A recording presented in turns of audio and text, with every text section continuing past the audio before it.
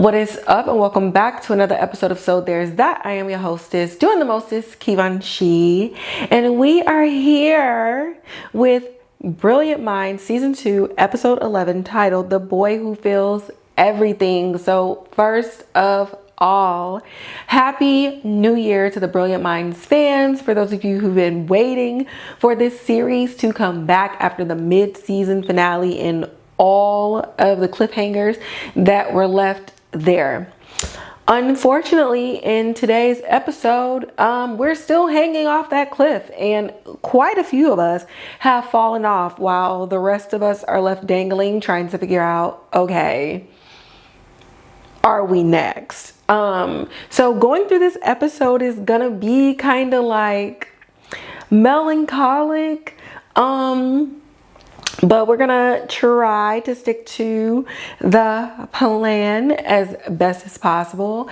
So where we left off, we found out that Charlie Porter was the son of the patient who died when Wolf was a resident. We know that Josh is seeing an old flame and lit some new matches underneath it, but we haven't met him yet. And if you haven't read my article with the new faces, then go ahead and read it so you can see exactly who he is. And yes, he looks exactly like his character name, Beautiful. We also left off at the gala where Michelle was supposed to be meeting Van, but turns out she got into a terrible car accident. Now, I was calling this girl Melissa in the entire last recap episode, and I was so ashamed because I'm just like, why am I? I'm listening to it, I'm like, this girl's name is not Melissa. This girl name is not Melissa, but I'm just going with it like Melissa. Girl, her name is Michelle.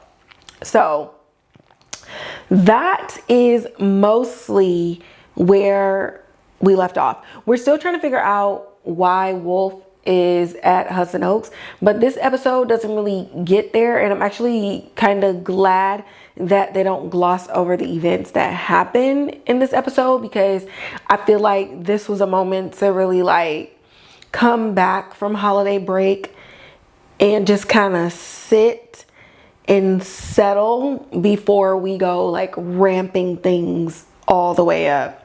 So without further, if you're watching this, I have a big old band-aid on my thumb because I was watching something on Netflix and I looked back as I was cutting a cantaloupe, and like my thumb was on the back side of the cantaloupe, and I was coming down with a big knife, and the very back edge of the knife just sliced through the meat of my thumb. It didn't hurt because the knife is sharp, it's really good, but I was just like, so bandaged everything up and then just went on the other side of the counter so that I could have my Echo Show in my line of sight instead of turning around while chopping some things. I know, rookie mistake, but that's why we're all bandaged up, but everything looks good. But it's a nice slice in there, so anytime I'm dealing with my hair, the strands are like going inside of it and irritating it, and I just cannot. But enough about me. Let's talk about the boy who feels everything. So before getting into this episode, the director is Rodney Sullivan. The writers are Michael Grassi, who's also the creator, as well as Stasia Demick. I could not find the director of photography information anywhere. And as I'm sitting and filming, I'm not watching it on TV. I got to preview it and pre-screen it, and that information was oddly not available, but it felt like Claudine Sauvé, which is the name that I have on the clapper in the background. So if it's not, it'll definitely be updated in the show notes, but they typically use Claudine, or they'll use Stanley Fernandez Jr. But this felt more like Claudine, and I've been trying to like figure out if I can tell like people's cinematography styles. It's definitely much harder in procedural dramas than it is in like movies specifically with like shot lists and how things look. But with the way this story kind of goes from beginning to end in a nice like fluid motion, it just feels more like her because she tells it as if it's written on the page, like a book. Like I feel like her stuff is like a book when I'm watching it, if that makes sense.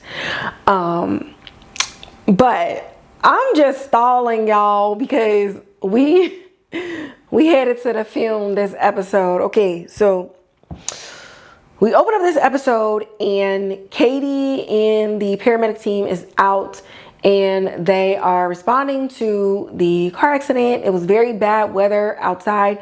We see Michelle clearly unconscious, but we don't see the other driver. And I remember in my last recap, I was like, did the driver run away? Because I couldn't see that there was another body in the car. Well, that driver was actually up, ambulatory and everything like that. So he's off to the side as they're talking about taking both of the patients back to Bronx General. So they're there. Dr. Thornton's doing his thing. Dr. Thorne is doing, Anthony, girl. It's been too long. Anthony's doing his thing. And, you know, the neuro interns, they come down. And they're always standing by for any neuro workups. A lot of times when you have trauma events like car accidents, sports injuries and stuff like that, it's just best to already get a baseline neuro consult just in case you end up with a concussion, memory loss, stuff like that. So they're there when Erica recognizes that it's Michelle. All hell breaks loose. Because remember, Van thought that she stood him up. But Erica is calling Dr. Wolf and Jacob is calling Van. So they're like, okay, we need to hurry up. We need to get back to Bronx General. So she's back and, you know, Hart is looking cool and looking decent. Brain is not responding. She's not responding to any of the neuro tests that can give any signs of alertness, pain response, things of that nature. So at this point, like out the gate, we're looking at a brain dead situation. And so, you know, you have Wolf and you have Josh and they're showing like the neuroscans.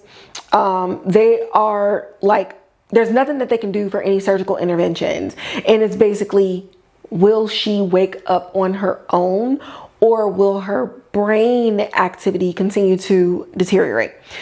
Van is begging Wolf to prolong any tests and just kind of find alternatives to the truth of what we're seeing, and that is she may never wake up. So Wolf is kind of in a tough spot because he ends up going to Carol and he goes to Josh and he's like, I think he shouldn't be here when we're doing the neuroscans. Like, yes, he is a doctor, but he's also family, and I'm not really sure that this will be beneficial to him as a person, as an ex-husband, as somebody who's rekindled the flame with the mother of his child. But Carol and Josh seem to kind of see where Van is coming from. And, you know, we're just kind of like sitting in the room and just kind of like trying to figure out like what's going on here. And it doesn't help that also within this conversation, Carol brings up the fact that Jacob got a residency offer in Texas. And so, you know, Wolf is already feeling like, I can't do anything for Van. I can't do anything with Jacob. Like, you know, he's still reeling from the fact that Charlie gave him his dad's address. And so it's like all of these different things going on, plus the loss of his relationship. Like, you still have to show up to work every day and have a professional relationship with the person who looked you in your face and said that they were falling for you. You did not reciprocate the information. And now that he's moving on, you seem to be kind of struggling with this a little bit, and I'm going to address what he said in that room. But these are kind of like all the things that's going on. And so we're looking at a Dr. Wolf that doesn't really trust his judgment as much as he did when we met him in season 1. So we're still during the neurological scans. We're doing the first one. There's 2 tests that they were doing, and Michelle is not responding to a single thing. So, Wolf is like, we'll do this again in 10 minutes and we'll go from there. So while he's out, Charlie skedaddles around the corner, and Wolf is like, hey, I don't have time for any of what we got going on. And Charlie's like, I agree. Let's just focus on Van and the patient that is in front of us. Speaking of focus, are you aware that he's trying to do exams on a dead person? And so this is how he refers to Michelle. And Wolf is like, listen, we're going to do whatever we need to do to help him process this loss that was just dumped in his lap. And at that point, Charlie is in disagreement, and he's like, okay, well, what about his mirror touch? Can he just, and before he even gets the sentence out, Van comes over and punches him right in the jaw and was like, what about my mirror touch now? Bet you felt that, huh? And I was like, finally, somebody punched him in the mouth. Because the biggest thing about Charlie is not that he's not intelligent. He just talks too fucking much, and he don't know when to quit. And obviously we know that there's an underlying rage and a revenge and ultimately a hurt child moving in this direction. And I don't know if I said this before, but I'll pause right here to say it now. Charlie and Wolf are basically the same. It's like when an event happens to 2 siblings and then they branch off into 2 completely parallel versions of the other. Identical circumstances, identical paths, but how they ran that information through their emotional response system shows like a lightness and a darkness. So think of it as like Charlie is the upside down and Wolf is the regular world. They look the same, they mirror one another, but one is completely dark.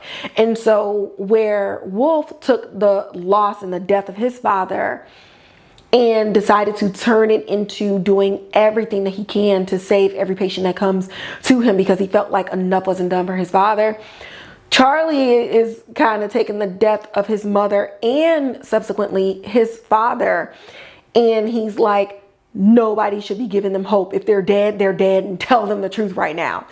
And so as he's saying these things about Van, there is a complete lack of empathy, even though he possesses total understanding. There's a disconnect between his intellectual response and his emotional chambers in this. And that's what got him punched in the fucking face.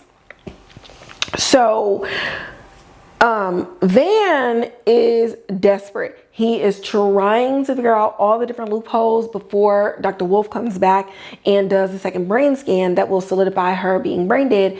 And he goes to the team and was like, hey, we're gonna take the ambulance and we're taking Michelle out to New Jersey for some religious exemption stuff so she can get a little bit longer. Mind you, he was told that he cannot do that because it is ethically and morally wrong, especially because Michelle was not a religious person. And so Erica and them are all in a room like, that's illegal. We could lose our job. Like, this don't make no sense. And when Jacob is giving his protestations, Van was like, what do you care? You're not even finna be working here anyway. Erica just found this out. Dana just found this out. Van don't give a shit and he just walks out. And so everybody's just kind of like, okay, so Michelle is dying. Van is losing it and now you're leaving us. But there's not a lot of room to really process this bombshell that was just dropped in their laps. And so what do? They reach into the book of Wolf and they do what they can to help their friend. But what I really liked about this is that on the surface level, it looks very reckless. It looks very much like season 1 Wolf, who took two patients on the back of his motorcycle, right? But in this, they help because they know this is the only way Van will be able to truly process that Michelle is not coming back to life. He's out of the hospital. He's out of the rooms with all the monitors and the walls closing in and everybody looking at him with this look of pity and with this look of helplessness and doom. And so his friends are like, okay, if we jump on the train with him and, you know, we have hope and we feed into that hope, maybe he'll see the thing that is glaring in the middle of that hope is loss. So we're in the back of the van and he's, you know, telling her all of the shoulda, coulda, wouldas. He's going down memory lane of when she was pregnant, when she first pushed out Liam, and how he, you know, he wasn't mad, but it was a cute story. And he was like, you know, you wanted to do it and, you know, do everything natural, and didn't help that you didn't ask for the epidural until you were 6 centimeters dilated. You know, he's like, you're so strong. And you've always been the one to like, that I leaned on, and I couldn't tell you that when you hurt, I hurt. Like, you know, this is our opportunity to start new. Just come back to me. And she ends up waking up. And, you know, he's excited. He's telling everybody, like, boom, she's there. She's up. Like, oh my God, like spontaneous brain activity and full consciousness. But this was one of those things where the storyteller tells the audience in a subtle way that this is a dream sequence. And you just knew the level of alertness that she had after all of the scans and tests that we saw, that it wasn't real. Because even if it was a spontaneous consciousness, there would have been so much confusion, some amnesia, and so many other things because of the impact. And of course, this is solidified when we get to wedding number 2, and it's just kind of like, Van, baby. And in this fantasy, Michelle slowly lets his hand go. And it almost feels like a moment of, because he couldn't say goodbye to her face to face, it felt like as he was talking to her, her spirit allowed the manifestation of this future that would never be, so that she could let him know that she is not coming back and that it's okay. And I liked how that was put there as a spiritual binding, especially when we just said that she's not a spiritual person, but it felt like Van had a very spiritual moment with her. And we got to see them one last time in this world that wasn't surrounded by all of the machines that could not keep her alive. So what about the driver, right? So this story, the writing for this story this is really like, nobody won, and also nobody is wrong. And so this is a car accident. People are looking for people to blame. You know, were you drinking? Were you distracted? Were you texting? Were you not paying attention? What was going on that led to the accident, which then led to the death of a person? And of course, he's a young college kid. So already it's like, okay, let's check his blood alcohol level.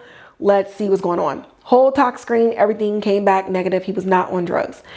But when they talked to him about what was going on, he would constantly be like laughing. And so Wolf ends up bringing in Jacob. You know, he's like, okay, this was a hockey player. Let's see if he can use his sports medicine, knowledge here as sort of like an incentive or as a pathway. Like, hey, you can find what you're looking for here at Bronx General too. And this was important because Carol could not figure out anything psychologically wrong. And so we're looking at doing a neurological workup. So Jacob goes in and they're talking and they're chatting, and this kid, Nick, knows exactly who Jacob is. Like, his reputation on the field precedes him. And when Jacob goes to share a joke, Nick starts like damn near crying. And so they're all looking like, what? And so Wolf is like, what do you feel right now? And he was like, I want to laugh, but somehow I cannot. And so that's when Carol's like, how do you feel about, Michelle, the woman who you got into a car accident with? And so he's saying all of these things that sound like remorse, but he's laughing. And so Jacob comes out and he's like, hey, I am a huge fan of Joaquin Phoenix's Joker. And one of the things that he suffered from was, I wrote it down, pseudobulbar affect, or PBA. So PBA is a neurological condition causing sudden and frequent and uncontrollable episodes of laughter or crying that don't match a person's actual feelings. So Jacob, just through watching movies and being a nerd and just being intrigued by what that is, ends up appropriately diagnosing Nick. And, his family had been grounding him and doing all these other things because they didn't understand what was wrong with him, and they just felt like he chose the most inappropriate times to have a dark sense of humor.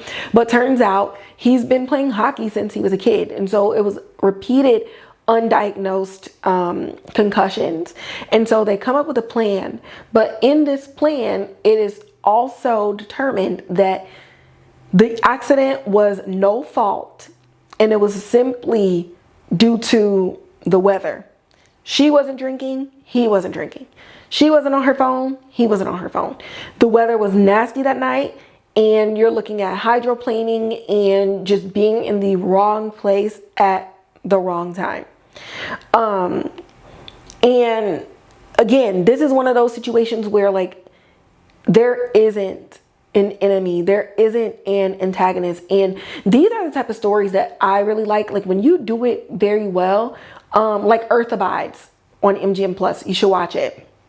The antagonist wasn't a monster, a criminal, an alien, or anything like that. Like, the thing that you were working against was just time and faith and luck.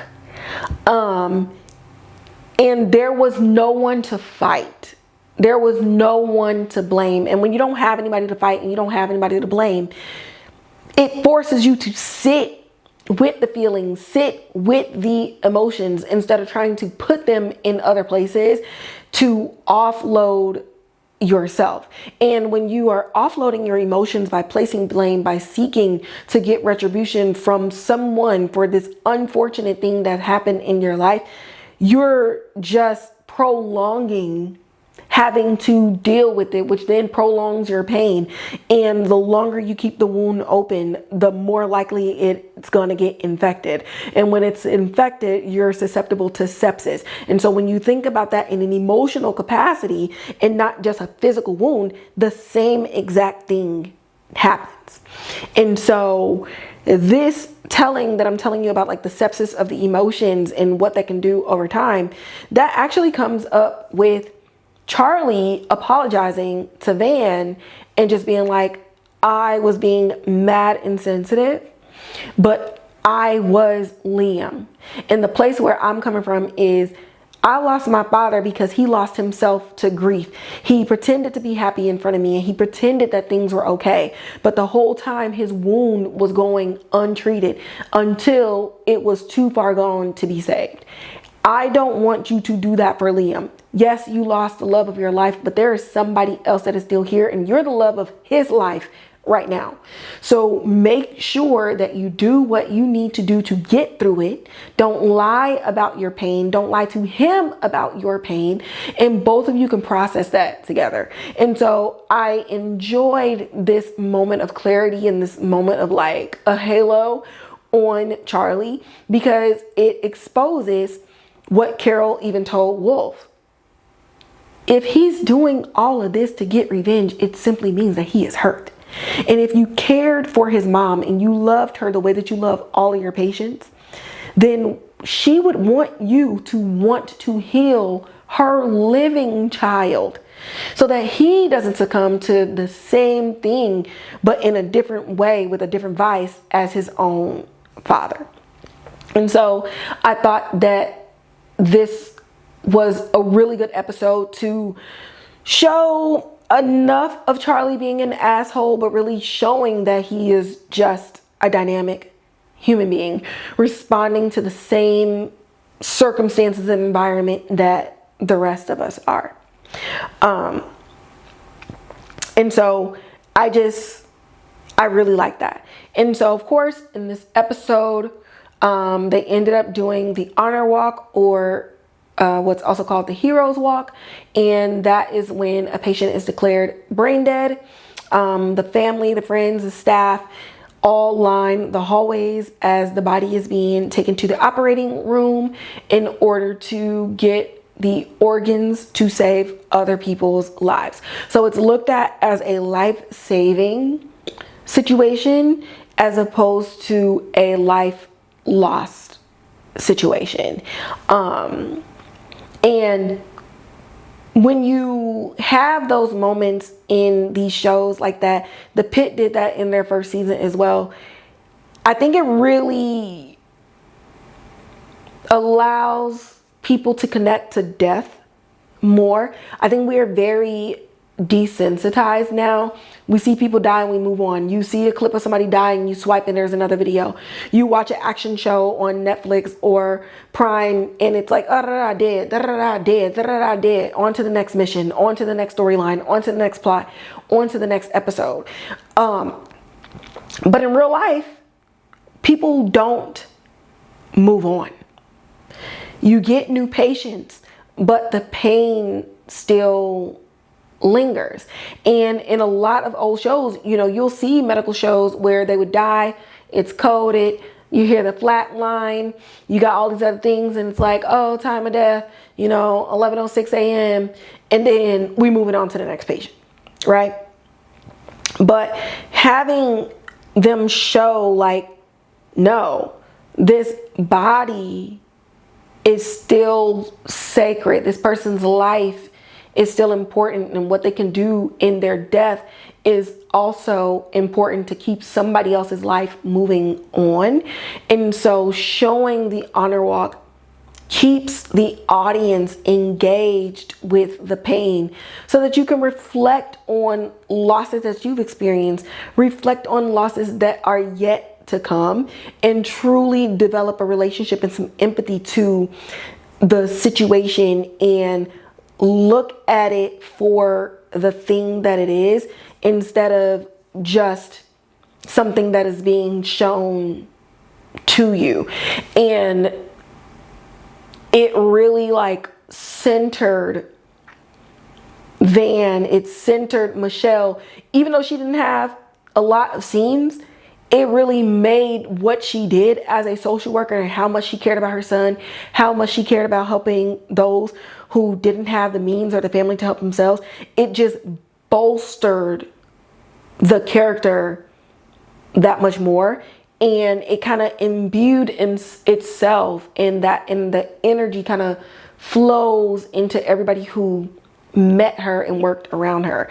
And because we know that Brilliant Minds is continuing to like not just jump from case to case to case to case to case, you know at the end of this episode that this loss will be felt the remainder of the season. So, speaking of losses, you know, Wolf, he lost his father, gained him back, lost his man, thought he got him back, lost him again. And it seems as though he might be losing his mind. And in this episode, you know, we've been teetering around like, Wolf, you know, it's okay to like also ask for some help. Like, are you okay? Have y'all been to his home? His office is a mess. Carol straight up was like, hey, you need to go see a therapist. And so now we're done tiptoeing around everything because she asked him what happened to his hand. He's not saying anything. And so if you think back to the past 10 episodes, there's been all these tiny little things happening and building up, and he's not telling his best friend about it. So now Carol has to be not only your best friend, but she has to be a psychiatrist. You need help. So now the baby is ugly, and we're saying that the baby is ugly. We're not tiptoeing around anything that's going on with Wolf at all. And you know, we're taking some big hits this episode. You lost Michelle, you lost Van, you lost Jacob, you lost your dad twice, you lost your man. Like, how much more can you take? So he's back at the house, and you know, we saw in the beginning of the episode, Noah has been following his entire career. So instead of going back to his house after work, he's going back to his dad's house, doing whatever investigative research or whatever it is that he needs to try to figure out and learn about his father's whereabouts. When in walks a woman by the name of Sophia. And he has no idea who she is, but she clearly knows exactly who Wolf is. So there's that, guys. Season 2, episode 11 of Brilliant Minds, The Boy Who Feels Everything. So I have like a few shockers to talk about and a few thoughts, and then we'll get into predictions. So honestly, I feel like I knew Jacob leaving was coming. The residency program was brought up in a previous episode, and the way that he has been in the ER and just kind of like that that type of pace and cadence in the ER is there, it seemed like going back to neurology would be boring. And then on top, you know, he's kind of afraid that he's suffering from some neurological things that he don't want to face either. But then we also look at like Spence Moore's, is it Spence or Spencer? Spence Moore's screen time. And it makes me curious as it like to if this is a natural progression for the character's storyline, or did the actor get a deal somewhere else? Like, it makes me curious as to like what's going on. Van's storyline also makes sense, but again, it makes me wonder like, okay, what's going on behind the scenes? Because while I get Van's exit and focusing on, you know, his life, his grief, his son, and just kind of regrouping, it still came at the heels of Michelle's sudden death. And so while it's a natural progression for anybody who just kind of experiences this trauma, especially when you're about to start your life with this person, it makes me wonder what happened to fuel the death that led to Alex McNichol's exit as well. So I'm just kind of like, what's going on? But storyline wise, right?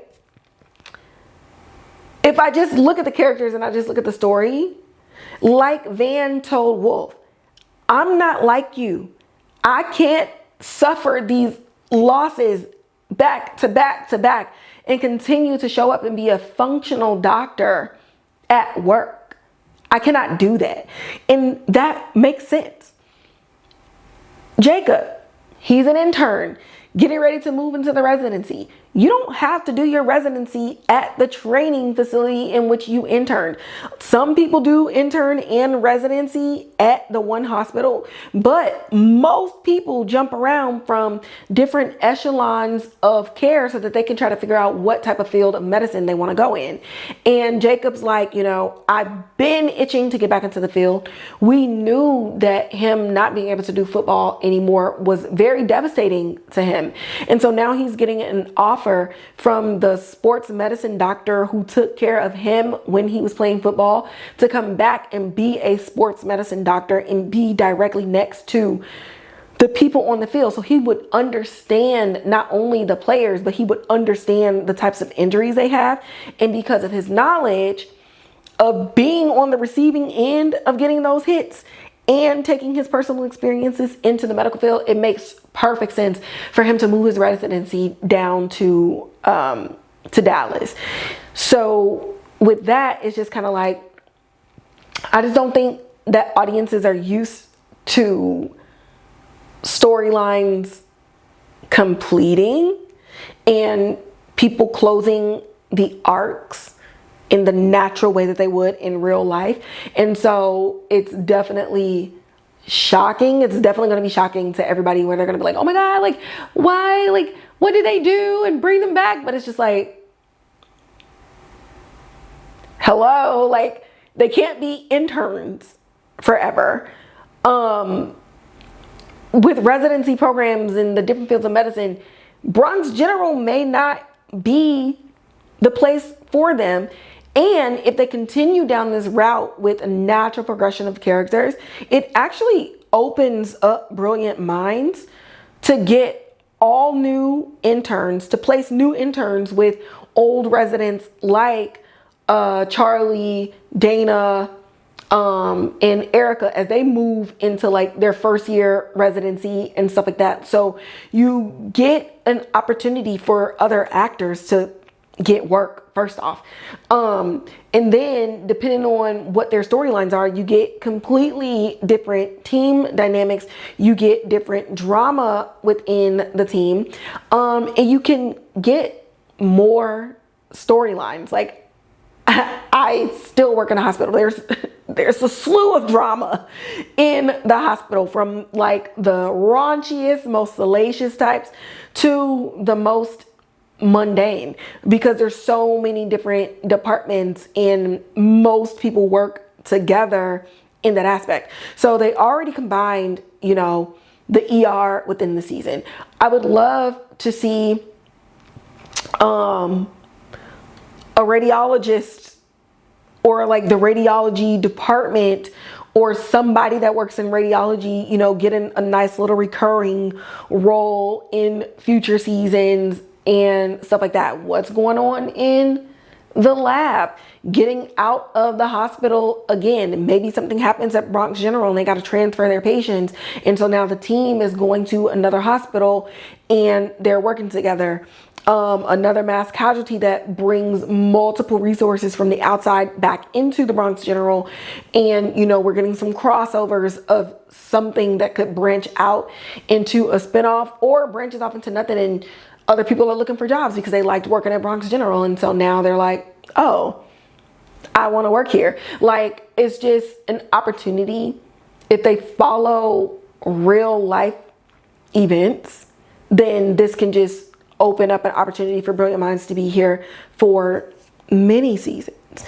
And, with the state of television, with the state of film, and just everything being quick and fast and over and done, I would really like to see a procedural on NBC, or just a procedural in general, go past the 5-season thing.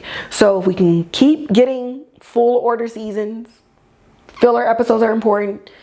Doing our research and just being creative, bringing in new writers, bringing in fresh ideas. Brilliant minds can go very far. So, my thoughts on this episode. Okay, so while this episode was somber, Wolf, he is my type of petty.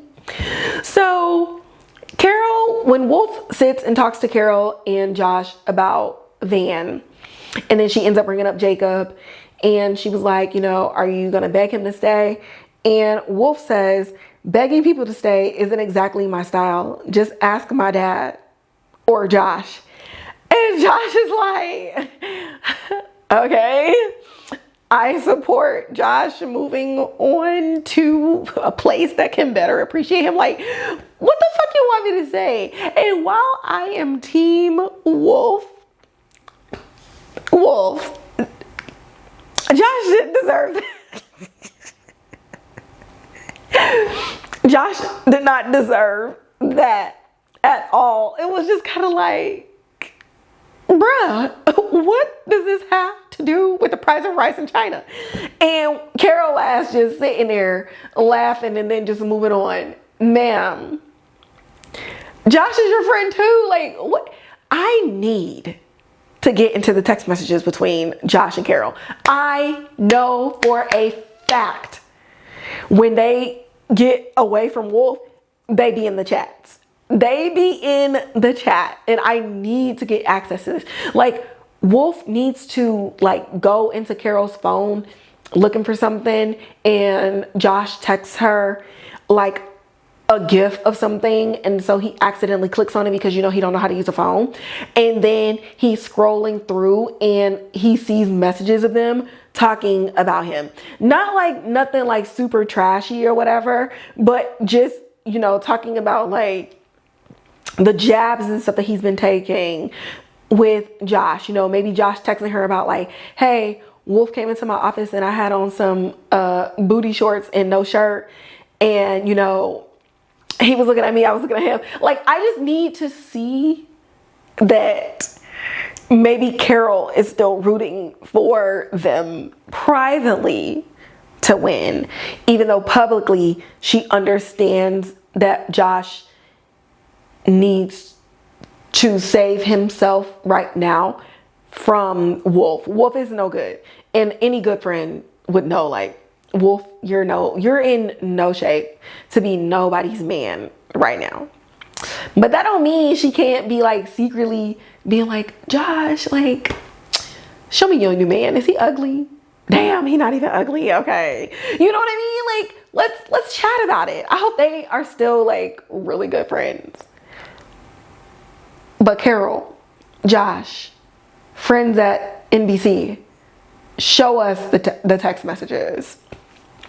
Okay, I really like that, and I said this before, I like that we are now getting like the full-blown Wolf go to therapy, because we are now at like the cusp of being like, wow, Wolf is a functional depressive person right now. And when Van was like, you know, I'm not like you, I can't just come back to work, I need to take care of myself.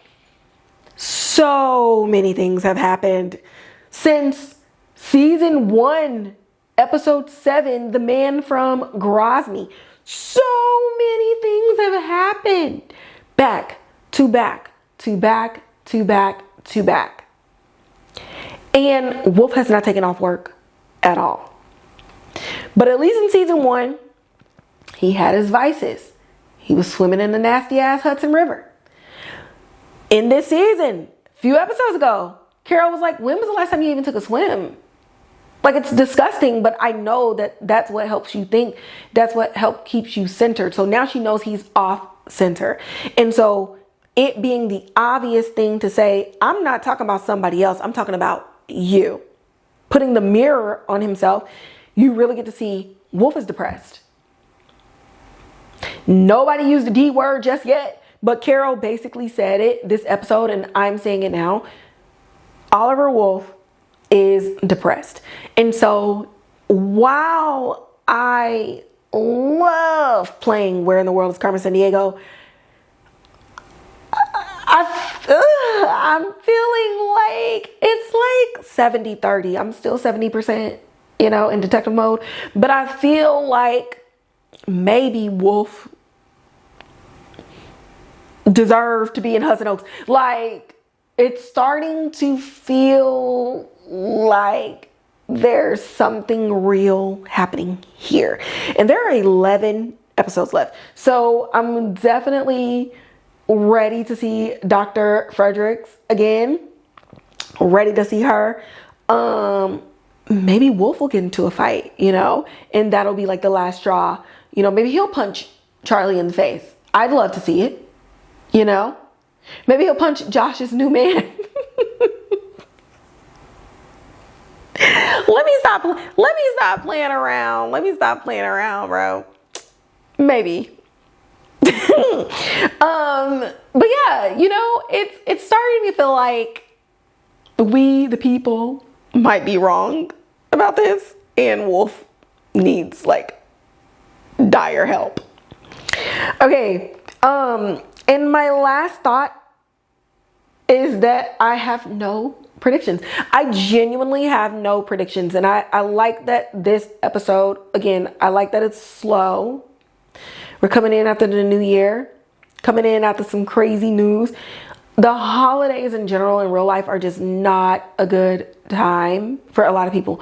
And if you've been watching the news, industry news, Hollywood news, literally from like December 21st to December 31st, at least 2 people were dying every day, at least. Whether it was from illnesses, natural causes, or their lives being taken by pieces of shit people in their lives who were supposed to love them. It's been hell. So coming back after that, obviously they can't plan for those things when they filmed this, right?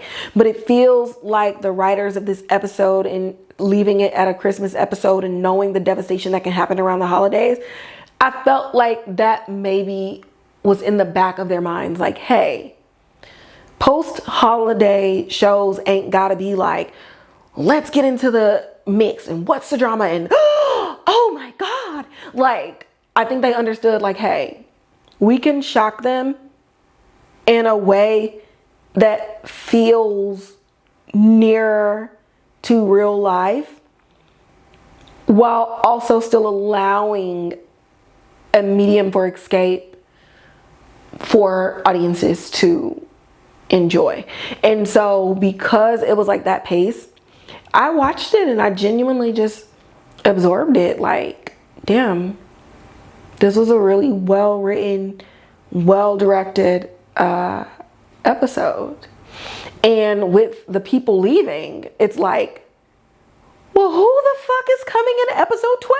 Like, you know what I mean? Like, we know that Dr. Bo is coming, played by, oh my God, what is his name? Marco Pagasi. Let me check on Substack. So I did an article about this episode, and if I can find it. So I did an article about this episode on December 29th, and we talked about not just this episode, but just some new faces and things like that. So if y'all didn't read it, I'll actually tell y'all here what that is about. So I won't read the whole thing, but I will link it in the description box so that you can go read everything that's going on. But new faces. So the end of this episode, we ended up seeing Sarah Steele, and she plays Sophia. So her character for this season is described as bold, disarming, intellectually matched to Wolf. So like, is this another prodigy? And just as a walking question mark, honestly. And so she's going to be used to kind of flay Wolf open. Will she be the catalyst that sends him over the edge? Will the information that she knows about his father send her over the edge? Oh my God. Is she his sister?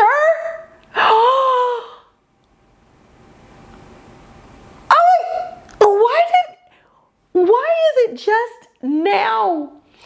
Okay, so when she met him, she was like, you look just like him, Oliver.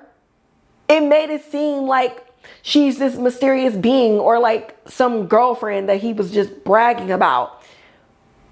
Bitch, what if that's his sister? Oh my God, not only were you dead for 30 years, but then you went and had another family and you couldn't come back until you was dying. Bitch.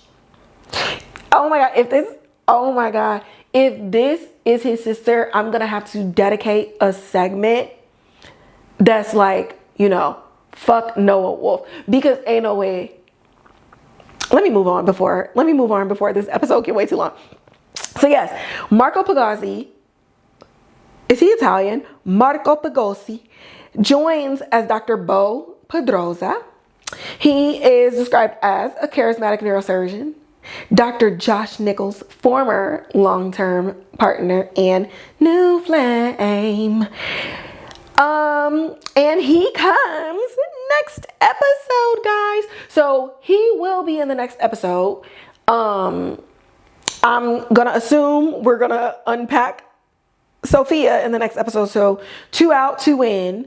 But, you know, Bo is a neurosurgeon and Sophia don't seem like she's gonna be working at Bronx General. So, you know, the neurology department is seeing a deficit in workers. So we're gonna need to get some interns or hire some residents as stand-ins from other hospitals or whatever to get this up. So I'm definitely excited to see new cast members. Wow.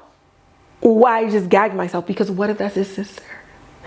Oh my God. And then, oh my God, y'all. Josh is gonna, oh my God. Is Josh gonna be flirting with Bo in Wolf's face? Jolliver's never gonna see the light of day. Because Dr. Bo is fine, y'all. Like, oh my God. I'm only gonna say this here, and hopefully I don't have to say this again. Okay, Josh does like deserve, you know, something non-chaotic, non-toxic. Like, he is in his 40s, okay? He's not with the shits. He was fucking around, and then he found out with Oliver that he is capable of more. But unfortunately, this is a timing thing, and it's just not the time. And so Josh could have chosen to go back to being a fuckboy, but he's like, no, I'm capable of immense love, and I'm deserving of immense love too. So I'm curious, I'm not gonna say excited, I'm curious to see what Josh is learning about himself as a relationship man, and will old issues that caused the breakup in the first place resurface? Or will both Josh and Bo have learned from their past mistakes? Or will Josh be the more mature one and the one that's ready to settle down, and Bo is still kind of, you know, one toe in, one toe out? Like, I'm definitely curious to see what that looks like, especially because Josh wants something real.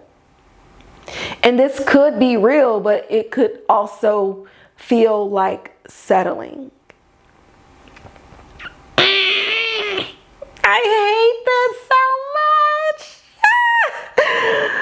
Before I continue to get into my feelings about this relationship, we're going to end this episode right here. Y'all know the drill. Like, share, subscribe, hit that notification bell. Leave comments in the comments box below. If you got people that only want to listen to the podcast, make sure you share the Spotify and the Apple Podcast link. Okay, your girl is on the platforms.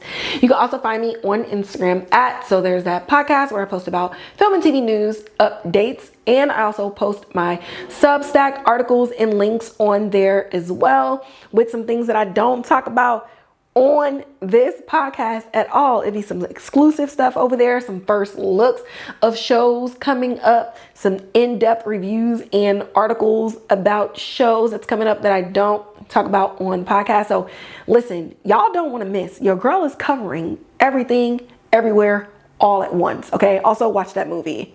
You can also find me on TikTok at Kivanchi, where I post short form film reviews and TV show content of things that I may cover on the show or I'm covering over there in a very specific or singular way.